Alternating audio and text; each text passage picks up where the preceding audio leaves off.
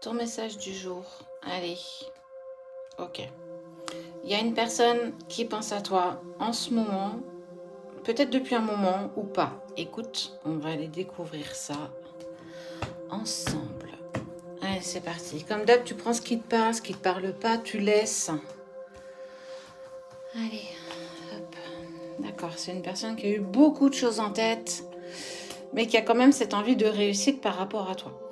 J'ai été partagée par pas mal de choses ces derniers temps. J'étais peut-être moins accordée de temps. J'ai peut-être été plus distant ou plus distante dans mes messages ou dans mes rapports par rapport à toi.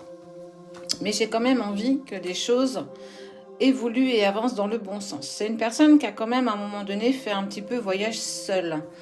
Les choses se sont mises en place pour lui ou pour elle.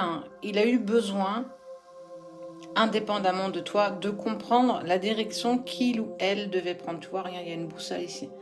Et on sent que sa boussole intérieure était vraiment partagée. Ce qui est sûr, c'est qu'il ressent qu'il y a quelque chose qui vous lie, quelque chose qui est très intense. On n'est pas forcément sur une relation sacrée, hein, attention. On parle d'une relation d'âme. Donc, il y a forcément un contrat d'âme avec cette personne, toi et elle. D'accord. J'ai envie de te demander pardon. J'ai envie de venir m'excuser parce que j'ai été dans le silence. Tu n'en es pas responsable. On sent que cette distance a été importante pour lui ou pour elle, indépendamment de toi. Il a dû ou elle a dû s'éloigner pour régler certaines choses dans sa vie là actuelle, dans la matière. Et clairement, tu vois, il y a le silence qui s'est instauré par obligation. C'est pas vraiment quelque chose que cette personne a souhaité.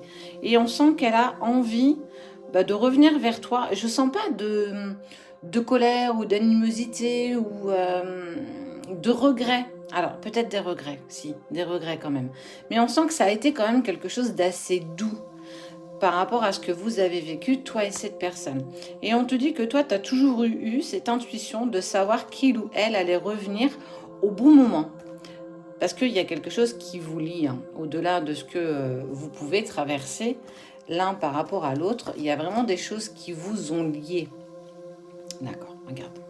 Il y a eu de l'adversaire. Il y a eu des personnes qui sont venues mettre le bazar dans son esprit, qui n'étaient pas forcément d'accord pour cette relation ou pour ce contact ou ce rapprochement, peu importe où tu en étais avec cette personne. C'est quelqu'un qui est très très proche de lui. C'est pas forcément une personne avec qui il est parti. Attention, l'adversaire, ça désigne pas toujours ça.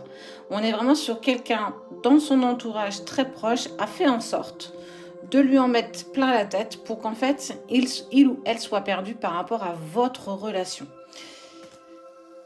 On sent que, tu vois, il a dû mettre de la distance, faire aussi des choix, imposer aussi peut-être son point de vue et ce qu'il ou elle voulait.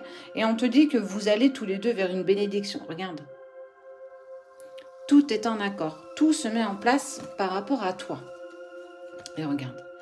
On te dit qu'en plus, il ou elle va faire le choix d'une communication sincère. Ça veut dire que il ou elle va enfin revenir vers toi. Pas forcément pour reprendre une relation avec toi, même si les sentiments sont quand même très intenses. Là, on est sur ce qui va se passer pour toi, certainement dans le week-end ou dans le début de semaine prochaine. On voit qu'il fait le choix ou qu'elle fait le choix d'une reprise de communication, quelque chose de sincère pour en fait t'expliquer tout ce qui s'est passé, tout ce qui s'est dit, tout ce qu'il a ressenti, tout ce que tu as pu ressentir. On sent qu'il va y avoir en fait déjà au moins une reprise de communication avec cette personne. Quelque chose de très intense. Et on voit, tu vois, en plus, qu'il ou elle a aussi mis des choses en place pour lui, pour comprendre ce qu'il voulait. Ça t'a permis, toi aussi, d'apaiser un petit peu ton mental et ton cœur, parce que de toute façon, vous n'arrivez pas à dépasser ce que vous avez vécu.